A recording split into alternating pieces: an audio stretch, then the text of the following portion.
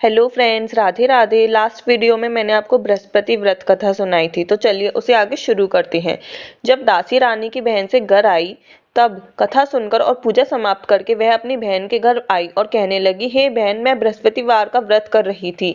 तुम्हारी दासी मेरे घर आई थी, परंतु जब तक कथा होती है तब तक ना तो उठते हैं और ना ही बोलते हैं, इसलिए मैं नहीं बोली। बताओ दासी क्यों आई थी?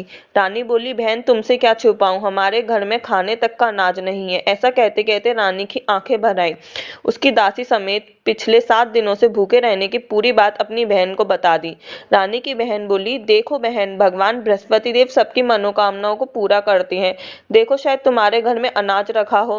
पहले तो रानी को विश्वास नहीं हुआ, पर बहन के आग्रह करने पर उसने अपनी दासी को अंदर भेजा तो सचमुच अनाज से भरा एक घड़ा मिल गया। यह देखकर दासी बड़ी हैरान हुई। दासी रानी से कहने लगी, हे रानी, जब हमें भोजन नहीं मिलता तो हम व्रत ही तो करते हैं, इसलिए क्यों ना इनसे व्रत और कथा की विधि पूछ ली जाए ताकि हम भी व्रत कर सके। तब रानी ने अपनी बहन से बृहस्पतिवार व्रत के बारे में पूछा। उसकी बहन ने बताया, बृहस्पतिवार के व्रत में चने की दाल और मुनक्का केले की जड़ में अर्पित करें तथा दीपक जलाएं, व्रत और कथा सुने, पीले भोजन ही करें। इससे बृहस्पति देव और भगवान विष्णु प्रसन्न होते हैं।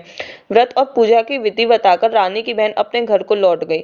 7 दिन बाद जब गुरुवार आया तो रानी और दासी ने व्रत रखा। वह गुड़साल में जाकर चना और गुड़ लेकर आई, फिर उससे केले की जड़ तथा विष्णु भगवान की पूजा की। अब पीला भोजन की चिंता को लेकर दोनों बहुत दुखी हुई। चूंकि उन्होंने व्रत रखा था, इसलिए बृहस्पति देव उनसे प्रसन्न थे।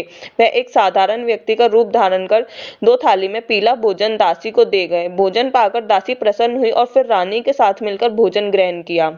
उसके बाद वह सभी गुरुवार को व्रत और पूजा करने लगी। बृहस्पति देव की कृपा से उसके पास फिर से धन संपत्ति आ गई, परंतु रानी फिर से पहले की तरह आलस्य करने लगी।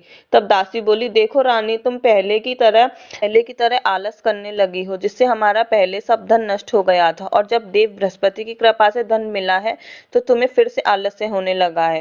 रानी को समझाते हुए दासी कहती है कि बड़ी मुसीबतों के बाद हमने ये धन पाया है, इसलिए हमें दान पुण्य करना चाहिए, भूखों को भोजन कराना चाहिए और धन को शुभ कार्यों में खर्च करना चाहिए।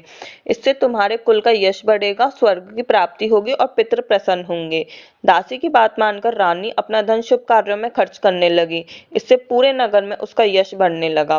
बृहस्पतिवार व्रत कथा के बाद श्रद्धा के साथ आरती की जानी चाहिए। इसके बाद प्रसाद बांटकर उसे ग्रहण करना चाहिए। तो अगर आपको यह कथा अच्छी लगी हो तो मेरे चैनल को सब्सक्राइब कीजिएगा, वीडियो को लाइक कीजिएगा। राधे राधे।